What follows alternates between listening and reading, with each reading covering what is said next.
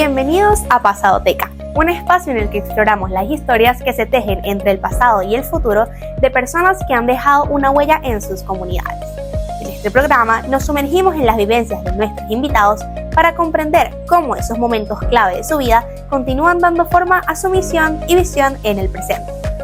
Hoy es un verdadero honor recibir a la madre Adriana del Valle Quintero Pelayo, una mujer cuyo compromiso con la educación y la vida religiosa ha trascendido de las fronteras del aula y de la comunidad.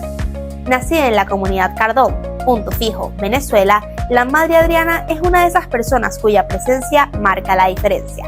Como religiosa de la Congregación de Nazaret, ha dedicado su vida a la misión educativa y formadora, dejando una huella indeleble en las generaciones de jóvenes que ha acompañado en su camino de fe y sobre todo de aprendizaje. Mi historia con la madre Adriana no solo es de admiración, sino también de agradecimiento personal, ya que fui su alumna durante 5 años en el Colegio Nazaret ubicado en San Bernardino, en Caracas. A través de su ejemplo y dedicación, pude conocer de cerca lo que es el amor por la enseñanza y el compromiso con los demás, cualidades que hoy la definen a ella no solo como educadora, sino como una persona profundamente humana. Durante más de 30 años ha trabajado incansablemente al servicio de la misión religiosa y sobre todo la educativa, buscando siempre fomentar un ambiente de crecimiento espiritual y humano en sus estudiantes y en la comunidad. Un placer, madre Adriana, es un honor tenerla aquí en Pasadoteca. De verdad que valoramos muchísimo todo lo que ha sido su trayectoria, tanto en el camino de la fe como en el camino de la educación. Ya conocimos un poquito de qué es lo que ha hecho, pero ahora vamos a buscar contar su historia con una dinámica bastante divertida. Aquí vamos a estar haciendo las preguntas de una forma aleatoria, ya que tenemos la ruleta, ella la va a ir girando y las preguntas van a ir saliendo de forma inesperada para contar esta historia de una manera un poco diferente. Muchas gracias, Verónica, y un gusto para mí también poder compartir contigo esta mañana. Muchas gracias. Podemos comenzar entonces. ¿Cómo cree usted que influye el perdón en el proceso de santidad, tanto recibirlo como otorgarlo? Yo me atrevería a decir que si no somos capaces de perdonarnos a nosotros mismos y de sentirnos perdonados, se dificulta el camino a la santidad, porque la santidad es abrir el corazón a la presencia de Dios y actuar en consecuencia. Y si algo queda claro es que Dios es un Dios de misericordia, de perdón. Entonces es como la base, diría yo, para que la santidad pueda ser posible, para que esa relación con Dios cada vez sea más estrecha. El perdón es algo básico. Estoy totalmente de acuerdo con usted. Y también el tema de que muchas veces confundimos eso de que el perdón es olvido. Realmente no es así. Yo creo que es como más un tema de reconciliación, vamos a decirlo de esa manera. Sí, efectivamente. Muchas personas dicen perdono pero no olvido. Y no se trata de eso, se trata de perdonar sin guardar rencor. Y una cosa muy bonita es que se llega a un momento en que uno a veces dice gracias porque eso sucedió, con paz, con reconciliación, y quizás la gente nunca más se vuelve a hablar, pero en el corazón no queda la distancia. Claro, la concepción es más ese proceso de paz interior, de mirar hacia atrás y decir gracias a que pasó esto, yo hice esto y puedo saber cómo evitar esto. Así que vamos a continuar con la siguiente pregunta. ¿Cómo cree usted que la ha transformado este proceso a lo largo del tiempo? Creo que desde que tengo uso de razón, pudiera ahora, con la edad que tengo, decir que Dios ha ido trabajando siempre. Yo, si algo tengo claro hoy en día, es que Dios está detrás de todo. A veces podemos pensar que todo está en nuestras manos, que lo bueno pasa por nosotros o que lo malo ocurre por nuestra culpa. Y resulta que no. Creo que es una de las cosas que hoy puedo decir que es como la evidencia de esa transformación, de que ese proceso hacia la santidad a la que todos estamos llamados ha ido haciendo en mí. Exactamente, es esa parte de reconocer de que Él también está presente en esos pequeños momentos en donde no nos damos cuenta y de que no estamos solos, porque al final ese proceso va guiado por Él. Ok, esta es una pregunta muy importante y sobre todo muy interesante, porque tiene que ver un poquito con esas dos partes de cómo es el antes y después de la vida dentro y fuera de la religión. Y dice así: ¿cómo equilibra usted su vocación con las exigencias de la vida cotidiana? Yo siento que el equilibrio viene de estar consciente de que Dios no me está pidiendo nada fuera del mundo. O sea, que precisamente estamos en unos días donde recordamos el misterio de la encarnación. Tenemos un Dios que se ha hecho ser humano y que por haberse hecho ser humano entra en la dinámica de la historia y entra en la dinámica de la vida cotidiana. Incluso nosotros en Nazaret, el misterio que más contemplamos, al cual nos acercamos, es el misterio de la encarnación. Un Dios que se hace ser humano en una familia y que tiene que vivir todas las vicisitudes de una familia y también todas las alegrías de una familia. Entonces, ¿cómo hace ese equilibrio? Ese equilibrio en mí se hace comprendiendo que Dios, al llamarme a la vida religiosa, lo que quiere es que sea yo misma. Dios me ha llamado con mi historia, me ha llamado desde mi familia, desde el seno de mi familia, y no me ha exigido que deje a mi familia, que olvide a mi familia. Al contrario, me ha pedido que regrese a ella desde otra concepción, desde otra mirada, desde otro tipo de relación. Cuando aceptas la vocación a la vida religiosa, de alguna manera lo que estás aceptando es una apertura a un estar de una manera distinta en el mundo. Y esa manera distinta pasa por un cambio profundo en las relaciones. Es más como una ampliación del panorama. Creo que muchas personas lo ven como que uno deja su vida personal de lado para abocarse simplemente a eso, pero realmente es poner ambas cosas con el mismo peso y hacer una sin dejar de hacer la otra, sin perder la esencia que uno tiene. Sí, es hacerlo todo desde la perspectiva de una nueva relación, que es la relación con Dios. ¿Hay alguna experiencia en particular que la haya ayudado a crecer espiritualmente? Creo que todas las experiencias de mi vida, sean sencillas, sean trascendentales, sean como muy grandes, ¿no? Diríamos, me ayudan a crecer espiritualmente, porque no puedo desligar las experiencias de la vida en el espíritu. Hace mucho tiempo, bueno, ya hace quizás 10 años, tuve la oportunidad de acompañar yo era maestra de novicias. Estaba aquí en el colegio, trabajaba aquí en el colegio, pero también compartía mi vida de colegio y trabajo en el colegio con la formación de las religiosas jóvenes. Teníamos en ese momento unas estudiantes, unas novicias que eran de varios países. Teníamos de Brasil, de Colombia, de Paraguay y por supuesto venezolanas, y estaban haciendo la formación aquí. Una de ellas se enfermó y no sabíamos lo que era. Cuando fuimos a ver, investigando, era leucemia. Yo sentí mucho la presencia de Dios en la actitud de ella.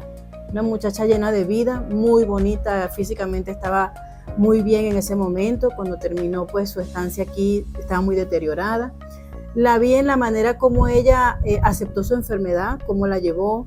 La vi la presencia de Dios también en los médicos. Luego, todos esos días que vinieron posteriormente de acompañarla, de estar ahí, de ver el sufrimiento de otras personas y de ver cómo en medio del sufrimiento las personas dan lo mejor de sí, porque ayudan, porque te fortalecen, y como todas las puertas se fueron abriendo para que le pudiéramos dar a ella en ese momento la compañía que necesitaba, para mí fue una de las experiencias que recuerdo como más fuertes en la fe. Lamentablemente falleció, pero falleció recuperada. Se recuperó un poco de la enfermedad, pudo hacer una vida entre comillas normal junto a su familia. Parece que la misión que no pudo realizar en la tierra, en el tiempo que ella pensaba, la realizó en esos pocos días en una cama de hospital. Dentro de todo lo que se rescata de la situación, esa actitud resiliente ante la vida. ¿Es la santificación un proceso gradual o es algo que ocurre en un momento en específico? Definitivamente yo pienso que es un proceso gradual, porque en la vida todo es crecimiento. Y ahora pues esa pregunta me lleva como a recordar un poquito, a comentar un poquito el tema de cómo el Hijo de Dios se hizo hombre, ¿no? Yo pienso que el ideal de santidad es Jesús de Nazaret.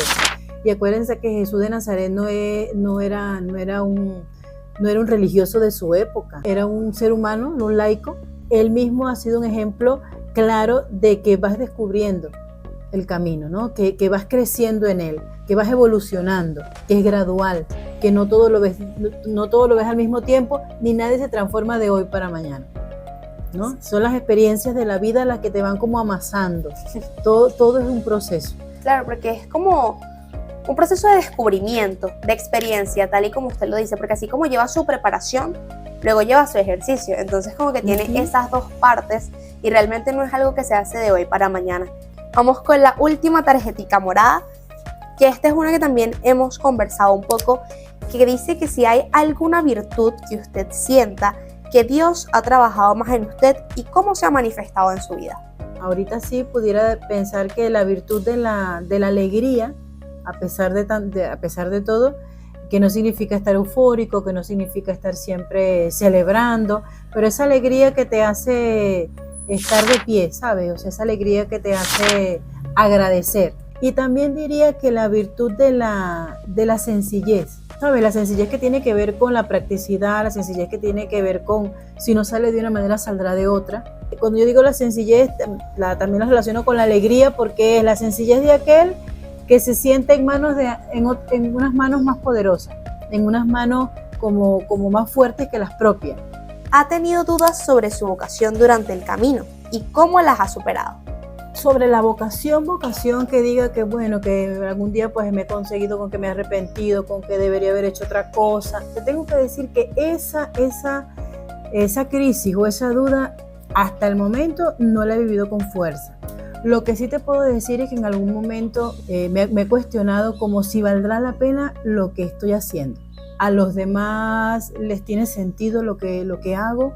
Eso sí me lo he preguntado en algún momento, y no dudando de mi vocación como de llamado de Dios, sino como del cómo hacer las cosas y dónde. Pero ¿cómo la he resuelto? Mira, vuelvo a decirte que la relación con Dios me salva. O sea, ese volver a decir, bueno, Señor, aunque no vea nada, ¿verdad? Aunque la cosa me parezca sin sentido, yo confío en ti. Y de verdad eso me hace levantarme por las mañanas, y cuando ya dejo de pensar en mis expectativas, en lo que a mí me parece que debería ser, y me lanzo a vivir la experiencia como es, no como yo quisiera, entonces ocurre el milagro. A través de estas experiencias fuertes que van superando, se te fortalecen otras cosas, porque también es el tema de la humildad. La humildad de decir, lo que se consiga no es por ti. Tú solamente eres un instrumento. Es algo como de sembrar. Sabes, tú siembras, el que siembra algo no puede tener la ilusión de que mañana va a ver el árbol. O sea, lo siembra hoy, quizás ese árbol nunca lo va a ver, porque mientras más frondoso y más grande es el árbol, pasa más tiempo. Entonces quizás no lo ve, pero él tiene la satisfacción de que lo sembró. ¿Qué pasaría si nadie sembrara? Me pregunto muchas veces yo, ¿no? Entonces ahí me animo porque digo, claro que sí merece la pena, porque en el fondo, ¿qué es lo que te hace sufrir? Tus expectativas, lo que tú quieres conseguir. Claro. Y eso es una perspectiva desubicada. Cuando te ubicas nuevamente y dices, bueno, yo soy un instrumento y yo lo que quiero es que Dios haga algo a través de mí, y verlo no me corresponde, los resultados no me corresponden a mí, entonces ya como que de alguna manera consigo lo que perdiste, la paz, la tranquilidad y la certeza, la confirmación de que lo que haces merece la pena. Exactamente, uno queda tranquilo por saber que uno hizo su parte. Es correcto. Vamos a continuar con la última pregunta que nos queda, ya estamos llegando al final. Y dice, ¿cómo maneja usted los días en los que tiene algún tipo de bloqueo espiritual o se siente desanimada, tal vez sin desenfocarse? Son días en que como estás más vulnerable, como estás más débil, como estás más sensible, diríamos, también estás más abierta. La debilidad te hace ubicarte. A mí lo que me ayuda, yo lo que procuro es aprovechar esos momentos en que me siento más débil, que me siento más vulnerable, y dejar que Dios actúe. Eso también es un ejercicio de San Ignacio de Loyola que a mí me ha ayudado toda la vida, el examinar por qué llegué aquí, qué siento y hacia dónde me lleva. Eso me consuela. A veces hablar con algunas personas que sean un poco más experimentadas que uno, que estén un poquito más, que estén mejor en ese momento, en este camino, también me ayuda. Claro que hay que reflexionar, claro que hay que hacer silencio, claro que hay que pensar, pero no encerrarte en el problema, sino salir. Muchas veces te das una vuelta, ves las cosas de otra manera. Eso me ayuda. La palabra, leer un poco la palabra, la oración, la música, ¿no? El pensar en ver a otras personas también como están viviendo lo suyo.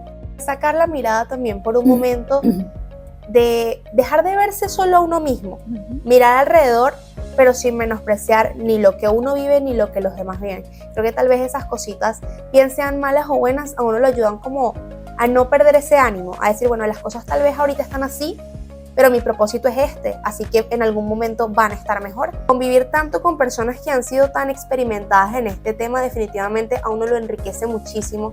Creo que tanto a las personas que están fuera de la religión como dentro de ella, porque al final del día la experiencia de los otros a uno lo nutre muchísimo, muchísimo, muchísimo.